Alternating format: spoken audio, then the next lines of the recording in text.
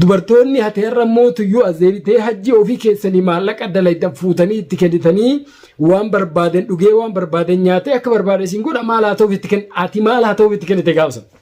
Sa'idoon safuu wallaaluu miti nama safuu hin beekne safuu barsiisa malee ofii safuu wallaalee nama safuu cabsuu miti eenyutti mufee taate nama sa'idoo hin beekne hajjiin ati har'a xabaqaa dhaabattee fi yoo hajjiin ka du'u taate sa'idoo itti gaafatama. Yoo sa'idoon ka du'u taate hajji itti gaafatama. Eenyu ati ka sa'idoo yoo hajjii ka waa godhu taate sa'idoo seera dheeftee sa'idoo itti gaafatamaa sa'idoo gootu. Hajjiin duuma qabaayu. Dachii laaqee jireenya namaa booressi jireenya ofii booressi jireenyi namaa ka inni hin booressin hin jirtu. Firoonaa zabana keenya kanaa ta'uu isaa hajjii shakkiin godhini jechuudha. Itti aantee hajjitti aanee namni ajjeefamuu qabu sihii jechuudha. Akkasii quba qabaadha.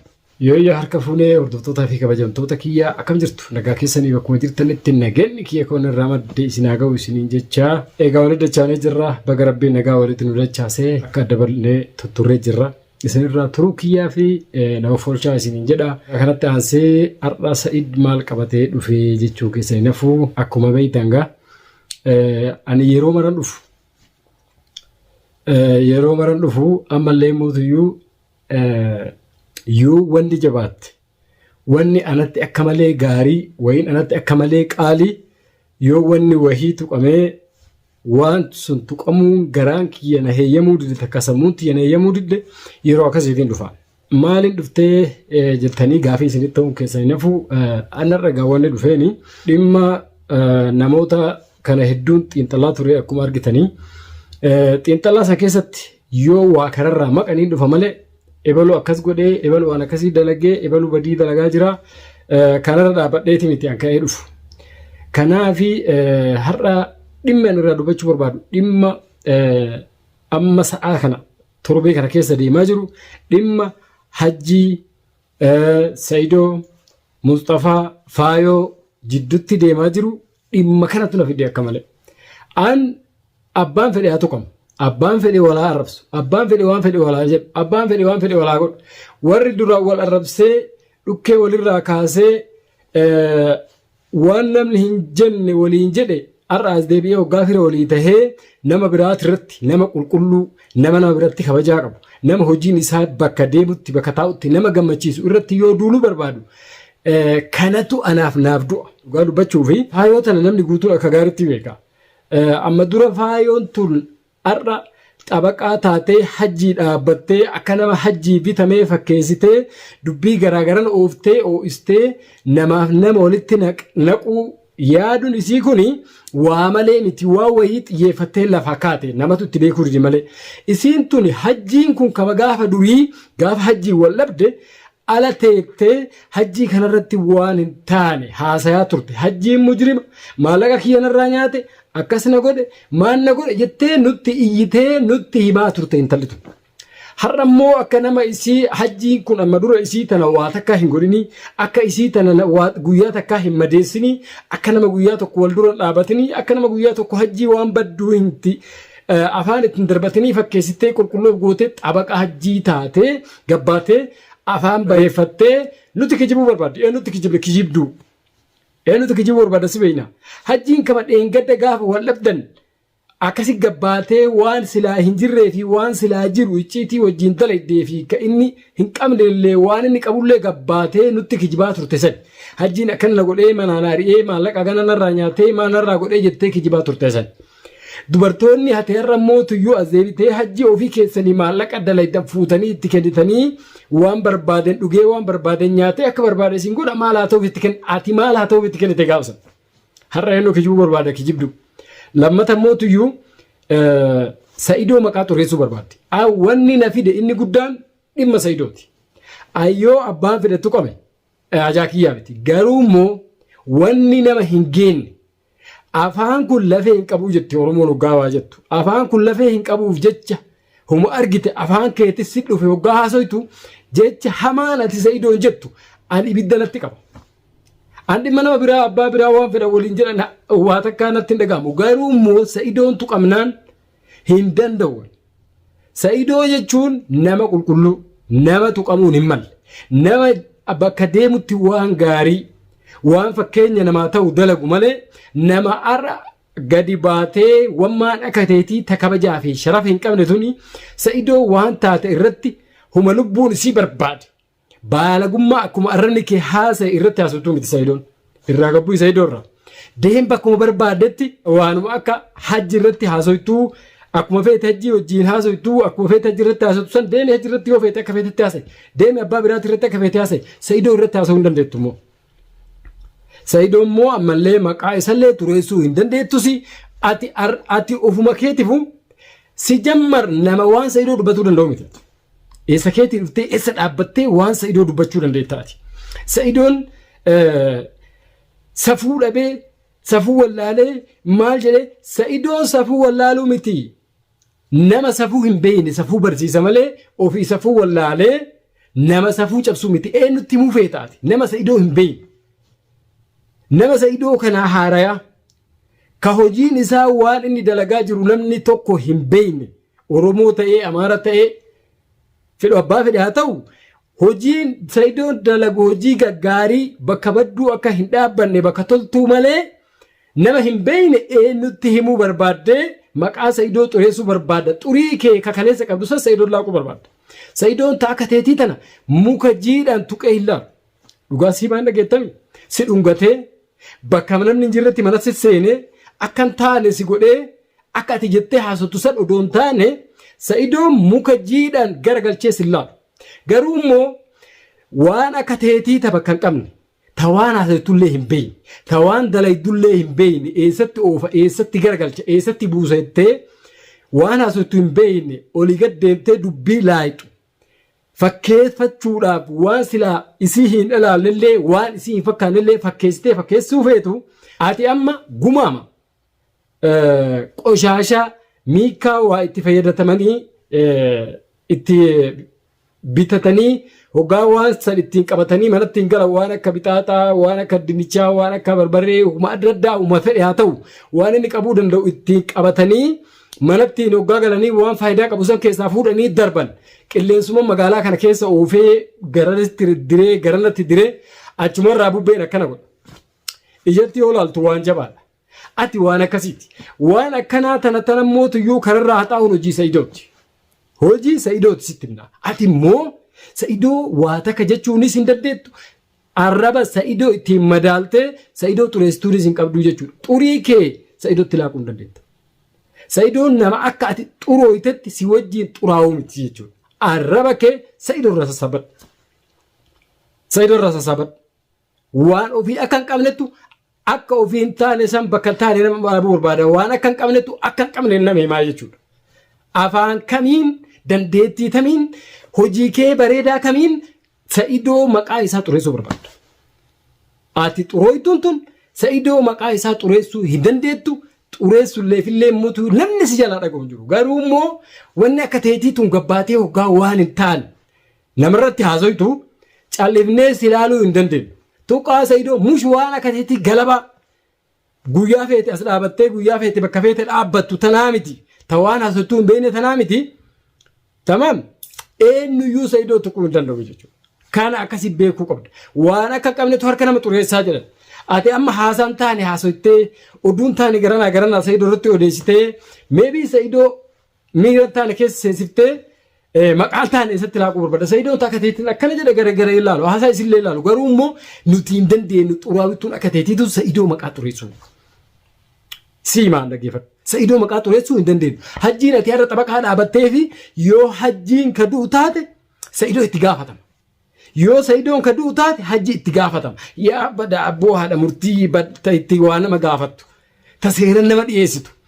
Ta yoo Sa'idoon miidhame hajjii seera dhiyeessitee hajjii gaafachiiftu. Eenyu ati? Eenyu ati ka Sa'idoo yoo hajjii ka waa godhu taate Sa'idoo seera dhiyeessitee Sa'idoo itti gaafatamaa Sa'idoo gootu. Rakkoon kun guutuu yoo ka dhufu taate yooma rakkoonuu ka uumamu taate namni abbaan rakkoo ibiddi raaddi balaa sii bar. Raaddi balaa sii. Sa'idoon hajjiin immoo Sa'idoo akkana takka. Hangana takka akka waa godhuu hin dandeenye nuti dhibbaan dhibbatti beeyna. Dhibbaan dhibba beeyna argitee jirta amma dura gaafa inni hajjiin intala maraattitti isa wajjiin caaltuu jalaa daa'ima fudhate Sa'idoon waan isa godhe argitee jirta. Kana ol ragaa sitti himnuu jechuudha. Ammas immoo tuyyuu hajji yoo du'ellee wanta kana nama tokkorraa ni dhiisuu jechuudha. Magaalama tana nagaa tare ilmaanuu Oromoo turaa han jiraatu. Mashaakiluma isaatii fi balaa isaatu namarraa hir'ate malee hajji yoo du'e wanni inni nama hir'isu takka hin jiru jechuudha. Yoo inumaa ilma namaatii raahaa kennee ciqqii inni garaagaratti badii inni garaagaratti dalaguu fi mashaakila inni godhuu fi haalli adeemsi inni godhaa jiru kun yoo namarraa hafee ilmi namaa raahaa godhatee uffoo jedhee qalbii nagaatiin jiraate malee hajjiin du'ee waan inni namarraa miidhu takka hin jiru. Mootuyyuu duuma qabaayyuu hajjiin. Mee maal fiddaa? Hajjiitti aanee sihiyyuu ta'uu qabdu. Ati bar itti aantuu jaddaala dubartootaa akka dubartiititti sihi ta'uu qabdu. Hajjiin immoo duuma qabaayyuu. Dhugaa sihima. Ilmi namaa nama ta'ee nama waan hin taane yaadu malee wanni inni dalaguu fi akkaataan hojii isaatii fi akkummaan uumama isaa akkummaan inni nama rahmatummaa hin qabne hajjii rahmata namaa hin goosisu hajjiin duuma qabaayyuu bara yoo ajjeesellee Sa'idoon hajjiin duuma qabaayyuu. Yoo ajjeesellee Sa'idoon huma ilmi namaa godhe huma silaa hajjiin ta'uu qabutu murtima hajjii murtaa'uu qabu murteesse Sa'idoon saluma dabarse malee waan biraa takka hin qabu jechuudha. Hajjiin duuma qabaayyuu. Dachii laaqee jireenya namaa booressi jireenya ofii booressi jireenyi namaa ka inni booressin hin jirtu. Haasaa Mustafa tokkoon na ajaa'ibe hajjiin du'ee jedheen hajjiin du'ee dubartoota 46tu achitti booyaa jira. Ati mootuyyuu jaartii isaa taatee ilaa ammaatti as teettee na wajjin haasawuun kee kun na ajaa'ibsiisee jeen jechuudha. Ati fakkeessituudha. Hajjiifilleen taatu ofiifilleen taatu eenyufuun taatu. Oyitee mukaa jettu Oromoon gama maaytu ofiifilleen baatu marqalleen baaftu jedha. Ati hajjiifis hin taatu eenyuufis hin taatu. Hajjiin du'e haa jennu. Sitti mee jira miree Mustafaan sitti dhufee Mustafaan nama hajjii kana adabuu barbaadurra nama hajjii kana bakka itti godhuu barbaadurra laalessee isa adabsiisee yoo inni of beeksisuu tattaafaturraa karoora qaburraa nama tokko. Meebii hajjiin Mustafaan ajjeesuu danda'a hajjii. Mustafaan amma hajjiin du'e jedhee sitti mee kun ajjeesuu danda'a jechuudha. Xiqqeen nama laalin. Dheengadda waan inni godhe argitee jirta Mustafaan ati tuffattu sun hajjima guddaa silaa hanga nagaa kan namni eenyu sochoosan jenne kana akka inni godhe argitee jirta jechuudha. Inni dubbadhu malee an guyyuu ni ilaala waan isaan dalagan kan. Hajji Mustafaan kun ajjeesee dhufee yoo sitti hime ati silaa hajjiif yoo dhugatti ka quuqamtu taate yoo Sa'idoon hajjii ka ajjeessu taate Sa'idoo itti gaafatamaa itti gaafatummaa Sa'idoo fudhachiiftu yoo kabara taate hajjii yoo du'e hangasuma rifattaa silaati. Hanga ati rifattu rifalloonummaan ati hajjii qabdu. Aantummaan ati hajjii mul'ittu hanguma sanii sila. Fakkeessituudhaati. Ayyalaallattuudha. Namaaf nama walitti diruu, nama walitti naquu fi fakkeessitee ibidda nama jidduutti qabsiisuu malee wanni ati fiddu takkas hin jiru, wanni ati siistu takkas hin jiru jechuudha. Nama sin beeynetu haasaa kee dhageeffata malee namni si beeku akka ati waa takka keessan ooli, akka ati ammallee mootuyyuu intala balaa taate. Ibidda qabsiisuu malee balaa kaasuu malee akka ati waan gaarii tokko dalagdee akka dubartii gaarummaa tokkotti fakkeenya dubartootaaf taatu akka ati akkas ta'uu hin dandeenye namni si beeku akka gaarii si beeku akka si beekne si haa baruu jechuudha. Kanaaf ati hajjiillee bakka hin buutu eenyullee bakka hin buutu har'a hajjii fakkeessitee akka nama hajjii dhaabatee gootee dubbiin taane asiifatti laayittee dubbii ho'isuu yoo taate malee wanni ati. Jidduu kana dhaabbattee hajjii illee akka nama dhaabbatu gootee hajji illee waan ajjeesisu takka hin jiru jechuudha. Hajjiin du'u miti duuni bar waan biraati.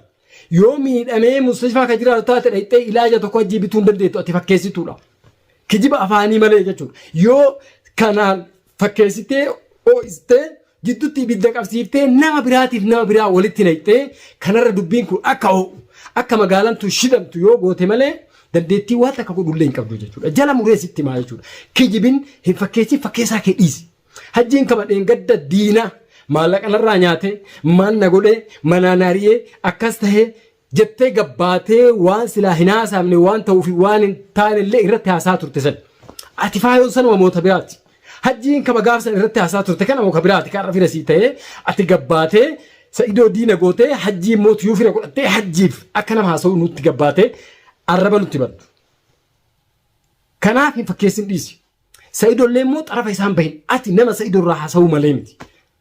Tamam anaa fi Sayidoon obboleessa fi maal ati taa kateetii ture obboleettii Sayidoo ta'uuf hin malle yoo obboleettii Sayidoo kataatu taate Sayidoon nama safuun guddate nama waa mara beeku nama rabbiin sammuu kenneef tamam silaa yoo Sayidoon obboleessa kiyya wajji nyaannee wajji dhuune hin jaaladhasi maalis yoo kajattu taate Sayidoon akkuma obboleedhaanno fakkeessiteetiin hajjii antuma mul'ifte kana Sayidoon leen obboleessa keetti silaa jara lachuu jidduu dhaabbattee yoo Sayidoon kabadii qabaatu taate masala ilmi namaa kun waan hin beekanii yoo badii qabaatu taate Sayidoo fi hajjii jidduu nagaa buusu sirraa tole moo gabbaatee waan hin taane Sayidoo irratti haasoytee hajjii bira dhaabbachuu siima laal akka ati dhamaatu juujuu waa takka hin beekne jechuudha.